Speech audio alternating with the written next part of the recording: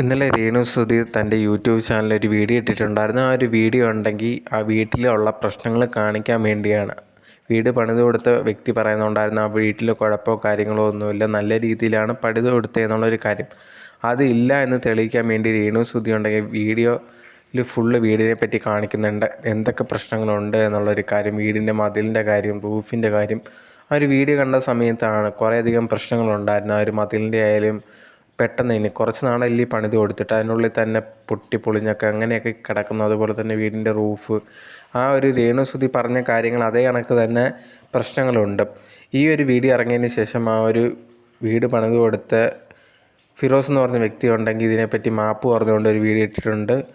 അത് സോറി മാപ്പ് എന്നൊക്കെ പറഞ്ഞിട്ട് ഇത് ശരിയാക്കി തരാമെന്ന് പറഞ്ഞിട്ടാണ് ഫിറോസ് ആ ഒരു വീഡിയോ ഇട്ടിട്ടുണ്ടായിരുന്നത്. സോ അത് കറക്റ്റായിട്ടുള്ളൊരു കാര്യം. പക്ഷേ ഈ ഒരു വീഡിയോ ഒക്കെ കാണിക്കുന്നതിൻ്റെ കൂടെ തന്നെ കുറേയധികം കാര്യങ്ങൾ ഇവർ സംസാരിക്കുന്നുമുണ്ട്.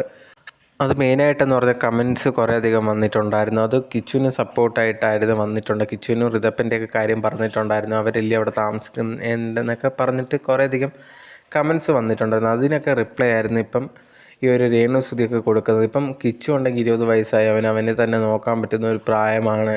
പക്ഷേ ഋതപ്പൻ്റെ കാര്യം ആരും സംസാരിക്കുന്നില്ല. നിങ്ങളൊക്കെ പറയുന്നല്ലോ ഋതപ്പൻ്റെ ഒന്നും കാര്യം പറയുന്നില്ലല്ലോ, എങ്കിൽ നിങ്ങൾ തന്നെ ഋതപ്പനെ നോക്കിക്കോ എന്നൊക്കെ പറയുന്ന രീതിയിൽ അതിനകത്ത് പറയുന്നുണ്ട് ആ ഒരു വീഡിയോയിൽ.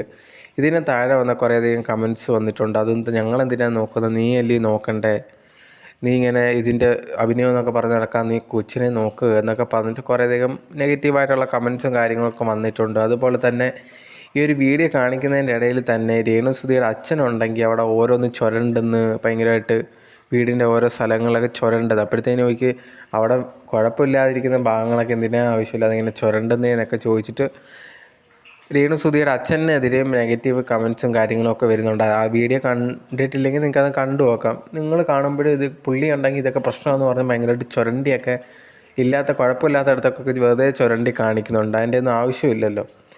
സോ അതും ഭയങ്കരമായിട്ടുള്ള നെഗറ്റീവ് കമൻറ്റ്സ് പുള്ളിക്കായിരിക്കും അതുപോലെ തന്നെ അച്ഛനുമൊക്കെ ഉണ്ടാക്കി കൊടുക്കുന്നുണ്ട്. മെയിനായിട്ട് ഈ ഒരു കമൻറ്റ്സ് ഇടുന്നതിൻ്റെ കാര്യം, യൂട്യൂബേഴ്സ് കുറ്റം പറയുന്നതിൻ്റെ കാര്യമൊക്കെ സംസാരിക്കുന്നുണ്ട്. നിങ്ങൾക്ക് അറിയാതെയാണ് നിങ്ങൾ സംസാരിക്കുന്നത്. വലിയ രീതിയിൽ എന്തോ നിങ്ങൾ വലിയ കാര്യം ചെയ്യുകയെന്ന് വിചാരിക്കും, പക്ഷെ നിങ്ങൾക്കൊന്നും അറിയത്തില്ല.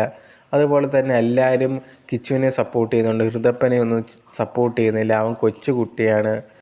ഇത് ഇങ്ങനത്തെ ഉള്ള കാര്യങ്ങളാണ് അതിനകത്ത് മെയിനായിട്ട് പറഞ്ഞിട്ടുള്ളത്. പിന്നെ കുറേയധികം ന്യൂസ് ഇങ്ങനെ പോകുന്നൊരു കാര്യം, ഋതപ്പൻ്റെ ദേഹത്ത് കുറച്ച് പാടൊക്കെ കണ്ടിട്ടുണ്ടായിരുന്നു. ഇനി അത് ഉപദ്രവിച്ചതാണോ എന്നൊക്കെ പറഞ്ഞിട്ട് ബാലാവകാശ കമ്മീഷന് കേസ് കൊടുക്കണം, അങ്ങനെ ഇങ്ങനെയെന്നൊക്കെ പറഞ്ഞ് അങ്ങനെയും കുറേയധികം കമൻസും കാര്യങ്ങളൊക്കെ വരുന്നുണ്ട്. അതെന്താണ് എന്നൊന്നും നമുക്കറിയത്തില്ല. അത് ചുമ്മാ വരുന്ന ഒരു ഫേക്കായിട്ടുള്ള ന്യൂസ് പോലാണ്.